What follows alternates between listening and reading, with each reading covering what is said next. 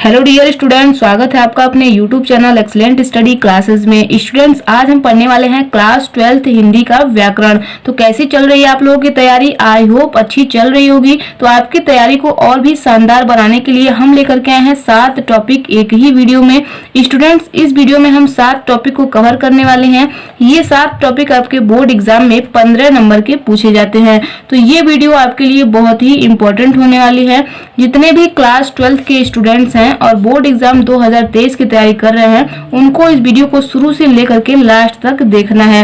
Student, एक बात ध्यान दीजिए, आपके हिंदी के जितने भी इंपॉर्टेंट क्वेश्चन है, ठीक है, उन सभी वीडियो का एक प्लेलिस्ट बना दिया गया है। उस प्लेलिस्ट का लिंक जो है इस वीडियो के डिस्क्रिप्शन में है, तो आप वहां से जाकर के सभी वीडियो को एक साथ देख सकते हैं और अपने बोर्ड एग्जाम 2023 की तैयारी बहुत ही बेहतरीन तरीके से कर सकते हैं। उस प्लेलिस्ट में आपके इंपॉर्टेंट जितने भी क्वेश्चन है 2023 के लिए, उन सभी वीडियो को एक साथ रख दिया गया है। तो आप लोग उन प्लेलिस्ट में जाकर के सभी वीडियो को एक साथ देख सकते हैं। तो चलिए हम वीडियो को स्टार्ट करते हैं। अगर चैनल पर नए हैं तो चैनल को सब्सक्राइब करके बेल आइकन को प्रेस कर लीजिए, क्योंकि ऐसी ही वीडियो आपकी बोर्ड एग्जाम के लिए आती रहती है। तो चलिए हम वीडियो को स्टार्ट करते हैं। आपका पहला टॉपिक है मुहावरे एवं लोकोक्तियां। तो इसमें प्रश्न कैसे पूछेंगे आपके बोर्ड एग्जाम में? आपके बोर्ड एग्जाम में प्रश्न दे दिया रहेगा, उसका आपको अर्थ लिखना होगा और उसको आपको वाक्य में प्रयोग करना होगा। तो यहाँ पे ध्यान दीजिए आपको कैसे लिखना है। देखिए, इस प्रकार से आपके बोर्ड एग्जाम में प्रश्न दे दिए रहेंगे। जैसे यहाँ पे लिखा हुआ है कोल्हू का बैल बनना, तो इसका अर्थ हो जाएगा दिन रात मेहनत करना, दिन रात काम करना, ठीक है। तो इसका अर्थ ये हो जाएगा। और आप इसको वाक्य में कैसे प्रयोग करेंगे? आपको हेडिंग डालना है वाक्य प्रयोग और उसमें लिखना क्या है? गरीब व्यक्ति हमेशा कोल्हू के बैल की तरह काम करता है। तो इस प्रकार से जो है आपको वाक्य में प्रयोग करना होगा। ये जो लाइन है ये आपके वाक्य में आनी चाहिए। तो यहाँ पे देखिए आ रहा है कोल्हू का बैल, ठीक है, कोल्हू के बैल की तरह काम करना। तो यहाँ पे ये जो वाक्य में आपको दिखाया जा रहा है, तो इसी प्रकार से आपको वाक्य में प्रयोग करना है। ये लाइन जो है आपको ऐसा वाक्य बनाना है कि ये लाइन उसमें आनी चाहिए। तो कुछ इस प्रकार से आपको बनाना होता है, ठीक है। मुहावरे एवं लोकोक्तियां आपके बोर्ड एग्जाम में 2 नंबर के पूछे जाते हैं। तो यहाँ पे ध्यान दीजिए, मैंने एक टॉपिक के 4 क्वेश्चन लिए हैं, ठीक है। एक टॉपिक के 4 क्वेश्चन इस वीडियो में आपको बताया जाएगा, जो कि बहुत ही इंपॉर्टेंट क्वेश्चन है। तो इसका अगला क्वेश्चन देखिए, अगला क्वेश्चन है करवटे बदलना। तो इसका अर्थ क्या हो जाएगा? करवटे बदलने का मतलब होता है चिंता के कारण नींद न आना। जैसे बहुत सारे स्टूडेंट जितने भी बोर्ड एग्जाम की तैयारी कर रहे हैं, उनको इस टाइम बहुत ही चिंता होगी, क्योंकि बोर्ड एग्जाम जो है उनके सर पे है। तो बहुत सारे स्टूडेंट को बहुत ज्यादा चिंता हो गया होगा, क्योंकि एग्जाम जो है बहुत ही करीब आ गया है। लेकिन आपको बिल्कुल भी प्रेशर नहीं लेना है, बिना प्रेशर के पढ़ना है, ठीक है, क्योंकि पढ़ाई प्रेशर से नहीं की जाती है, पढ़ाई बिल्कुल फ्री माइंड से की जाती है, ठीक है। तो आप लोग अपनी तैयारी बेहतरीन तरीके से करते रहिए, बिल्कुल भी प्रेशर मत लीजिए, ठीक है। जितने भी आपको इंपॉर्टेंट क्वेश्चन प्रोवाइड किए जाते हैं, उन सभी क्वेश्चन को तैयार करते रहिए। तो इसका अर्थ होता है, करवटे बदलने का अर्थ होता है चिंता के कारण नींद न आना। तो इसको आप वाक्य में कैसे प्रयोग करेंगे? यहाँ पे देखिए, रवि का 10वीं कक्षा का रिजल्ट अच्छा न होने के कारण वह रात भर करवटे बदलता रहा। तो यहाँ पे देखिए कैसे यहाँ पे वाक्य प्रयोग किया जा रहा है, करवटे बदलता रहा। तो इसी प्रकार से जो है आपको वाक्य प्रयोग करना होगा। बहुत ही आसान है, हिंदी तो बहुत ही आसान सब्जेक्ट है स्टूडेंट्स। तो आप लोग जो है हिंदी की तैयारी बहुत ही बेहतरीन तरीके से कर सकते हैं और आपको हिंदी के जितने भी इंपॉर्टेंट क्वेश्चन है वो सब प्रोवाइड किए जा रहे हैं। तो आप लोग हिंदी की तैयारी बहुत ही बेहतरीन तरीके से करिए, ठीक है। देखिए अगला क्वेश्चन क्या है? अगला क्वेश्चन है छक्के छुड़ाना। छक्के छुड़ाना का अर्थ है परास्त करना, ठीक है। तो छक्के छुड़ाने का अर्थ क्या है? परास्त करना। परास्त करना मतलब पराजित करना या फिर हराना, ठीक है। तो इसका अर्थ ये हो जाएगा। अब इसको वाक्य में कैसे प्रयोग करेंगे? देखिए यहाँ पे ध्यान दीजिए, जैसे कि भारत ने विश्व कप क्रिकेट के पहले ही मैच में पाकिस्तान के छक्के छुड़ा दिए। तो इस प्रकार से जो है आप वाक्य में प्रयोग कर सकते हैं। यहाँ पे क्या कहा जा रहा है? छक्के छुड़ाना। छक्के छुड़ाना को ही आपको वाक्य में प्रयोग करना है। तो इस प्रकार से आप वाक्य में प्रयोग कर सकते हैं। अगला क्वेश्चन देखिए, अगला क्वेश्चन है जले पर नमक छिड़कना। तो इसका अर्थ क्या हो जाएगा? दुखी व्यक्ति को दुख देना। तो इस प्रकार से जो है आपको अर्थ पहले लिखना है, उसके बाद आपको वाक्य में प्रयोग करना है। इसको वाक्य में नहीं प्रयोग करना है, इसको करना है, ठीक है। तो देखिए इसको कैसे वाक्य में प्रयोग करेंगे। राहुल सड़क पर गिरकर चोट से ग्रसित था, तभी रमेश उस पर हंसकर जले पर नमक छिड़कने लगा। तो इस प्रकार से जो है आपको वाक्य में प्रयोग करना है। तो आई होप आप लोग समझ लिए होंगे। मैंने आपको एक टॉपिक के 4 क्वेश्चन बताए हैं, ठीक है। तो इसी प्रकार से आपके हर टॉपिक के 4 क्वेश्चन बताए जाएंगे, ठीक है।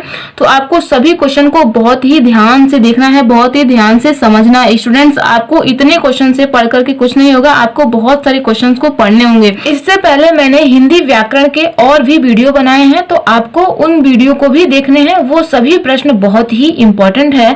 तो उन वीडियो का लिंक आपको इस वीडियो के डिस्क्रिप्शन में मिल जाएगा, तो आप वहां से जाकर के देख सकते हैं। अब नेक्स्ट टॉपिक देखते हैं। नेक्स्ट टॉपिक है आपका संधि विच्छेद।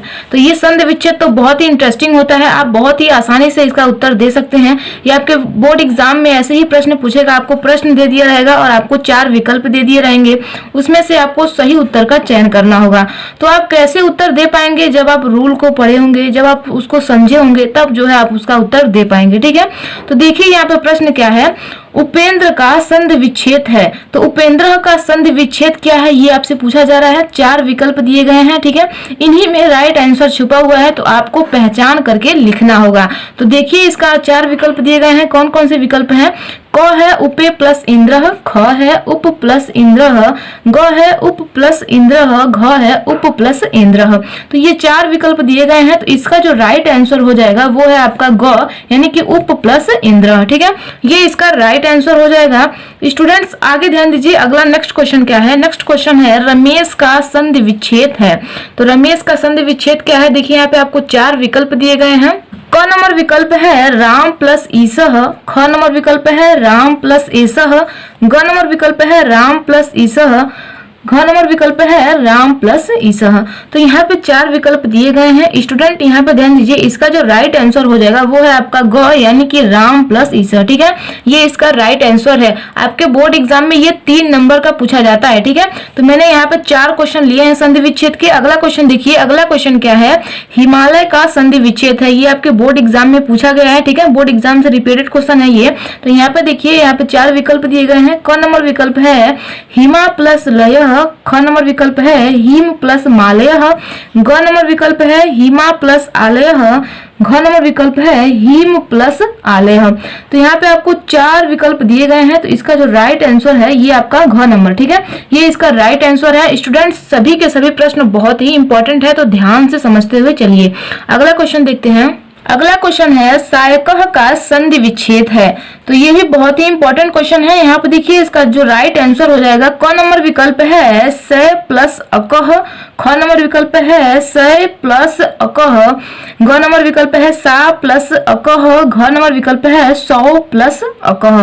तो इसका जो राइट आंसर हो जाएगा वो है आपका क नंबर, यानी कि सय प्लस अकह, ठीक है। ये इसका राइट आंसर हो जाएगा, ठीक है। तो यहाँ पे मैंने आपको संधि विच्छेद के 4 क्वेश्चन बताए हैं, ठीक है। बहुत ही इंपॉर्टेंट क्वेश्चन है, और आपको क्या करना है, संधि विच्छेद के और भी ज्यादा से ज्यादा क्वेश्चन पढ़ने हैं, ठीक है। आपके बोर्ड एग्जाम में कहां से प्रश्न उठा देगा इसकी कोई गारंटी नहीं है, ठीक है। तो जितने भी इंपॉर्टेंट क्वेश्चन है वो हम आपको प्रोवाइड करने की कोशिश करते हैं। तो आपको क्या करना है, जितने भी इंपॉर्टेंट संधि विच्छेद हैं उनको ज्यादा से ज्यादा क्या करना है, तैयार करना है, ठीक है। अब नेक्स्ट टॉपिक देखते हैं। नेक्स्ट टॉपिक है आपका विभक्ति और वचन। तो ये आपका नेक्स्ट टॉपिक है। स्टूडेंट्स ये आपके बोर्ड एग्जाम में कैसे पूछेगा, जैसे कि आपको एक वर्ड दे दिया रहेगा, जैसे यहाँ पे दिया है हस्तीन, और वो आपसे पूछेगा कि ये कौन सी विभक्ति है और कौन सा वचन है। तो ये भी आपके बहुविकल्पीय तौर पर ही देखने को मिलेंगे। आपको 4 विकल्प दिए रहेंगे, जिसमें से आपको सही उत्तर का चयन करना होगा। ये आपके बोर्ड एग्जाम में 2 नंबर के पूछे जाते हैं। तो यहाँ पे ध्यान दीजिए, हस्तेन का राइट आंसर क्या है। तो यहाँ पे आपको 4 विकल्प दिए गए हैं। क नंबर विकल्प है प्रथमा बहुवचन, यानी कि प्रथम विभक्ति और बहुवचन।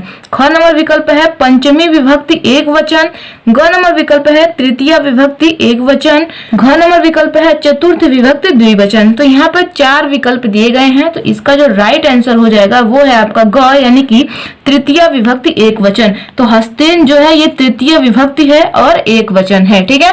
तो ऐसे ही आपको पढ़ना है, ध्यान से समझिए। अगला क्वेश्चन क्या है, सरिते।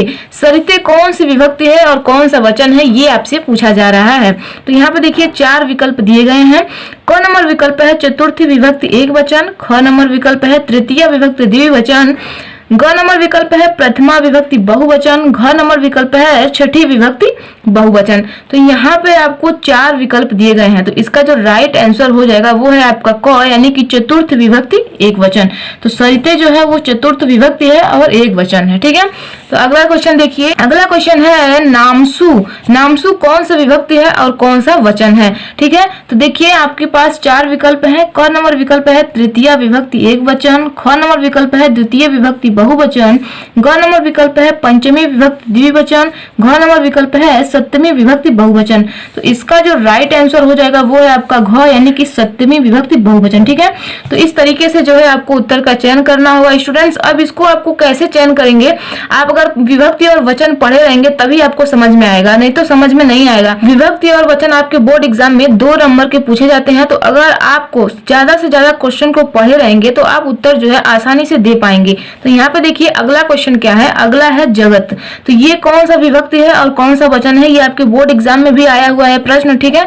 तो आपके बोर्ड एग्जाम में जो इंपॉर्टेंट होता है वही आपके लिए लेके आते हैं हम, ठीक है। तो सभी क्वेश्चन को बहुत ही ध्यान से पढ़ा करिए। तो देखिए यहाँ पे 4 विकल्प दिए गए हैं। क नंबर विकल्प है छठी विभक्ति एक वचन, ख नंबर विकल्प है पंचमी विभक्ति द्विवचन, ग नंबर विकल्प है प्रथम विभक्ति एक वचन, घ नंबर विकल्प है चतुर्थ विभक्ति बहुवचन। तो यहाँ पे आपको 4 विकल्प दिए गए हैं, तो इसका जो राइट आंसर हो जाएगा वो है आपका ग, यानी कि प्रथम विभक्ति एक वचन। तो यहाँ पे मैंने आपको विभक्ति और वचन के 4 क्वेश्चन बताए हैं, ठीक है। तो सभी के सभी क्वेश्चन को आप ध्यान से पढ़िए और ध्यान से समझते हुए चलिए, ठीक है। अगला टॉपिक देखते हैं।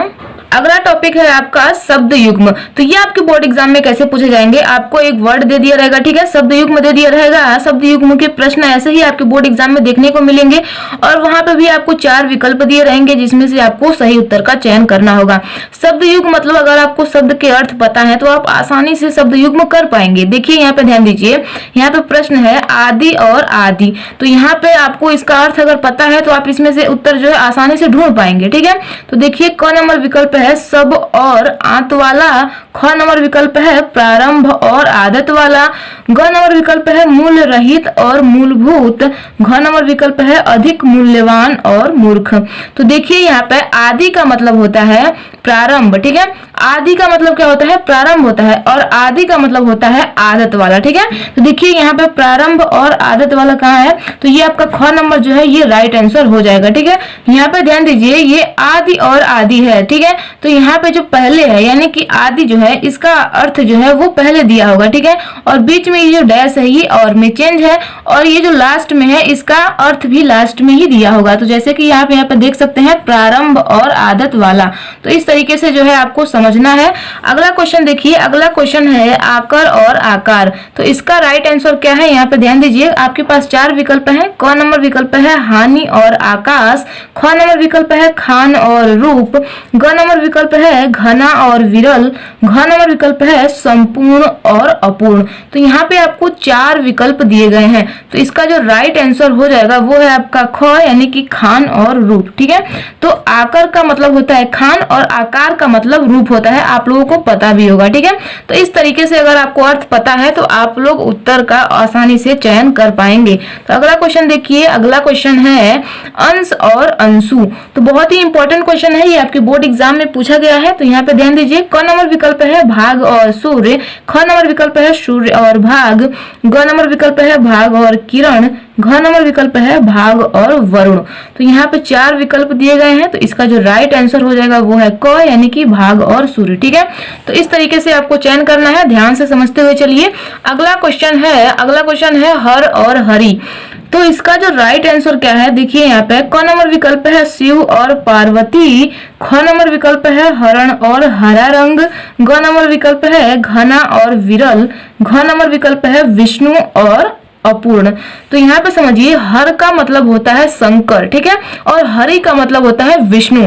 तो यहाँ पे आप समझ सकते हैं, देखिए एक मिनट यहाँ पे, तो यहाँ पे शंकर और विष्णु रहेगा, ठीक है। शंकर, हर का मतलब होता है शंकर और हरि का मतलब होता है विष्णु। विकल्प लिखते वक्त मिसप्रिंटिंग हो गया था, ठीक है, लिखते वक्त मिस्टेक हो गया था। तो यहाँ पे आपको क्या लिखना है, शंकर और विष्णु। तो यहाँ पे मैंने आपको 4 क्वेश्चन बताए हैं शब्द युग्म के। तो इसी तरीके से आपको और भी क्वेश्चन पढ़ने होंगे, ठीक है। ज्यादा से ज्यादा क्वेश्चन आप पढ़ेंगे तो आप अच्छे नंबर गेन कर सकते हैं। नेक्स्ट टॉपिक है आपका शब्द अर्थ। तो शब्द अर्थ क्या होता है, आपके बोर्ड एग्जाम में आपको शब्द दे दिए रहेंगे, ठीक है, 4 शब्द दिए रहेंगे। रहेंगे, जिसमें से आपको 2 शब्द के 2 अर्थ लिखने होंगे। तो यहाँ पे मैंने 4 शब्द लिए हैं, ठीक है।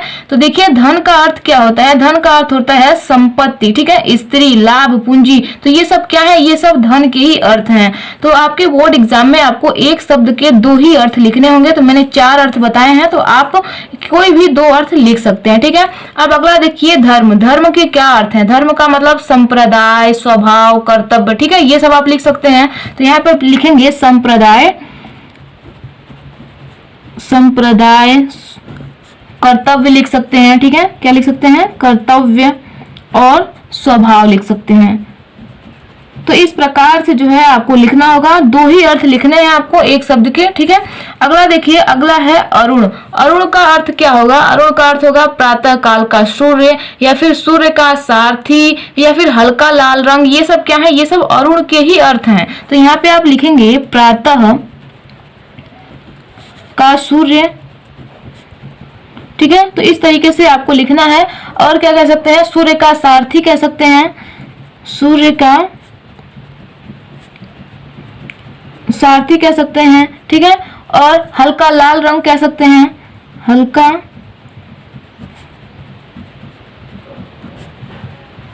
तो इस प्रकार से जो है आपको अर्थ लिखने होंगे, ठीक है। तो 2-3 बता दिए मैंने आपको, तो 2 कोई भी आप लिख सकते हैं, ठीक है। अगला देखिए, अगला है सारंग। तो सारंग का अर्थ क्या होगा, जैसे आप कमल कह सकते हैं, हंस, घोड़ा, तालाब, ये सब क्या है, ये सब सारंग के ही अर्थ हैं। तो यहाँ पे आप लिखेंगे कमल, हंस, घोड़ा,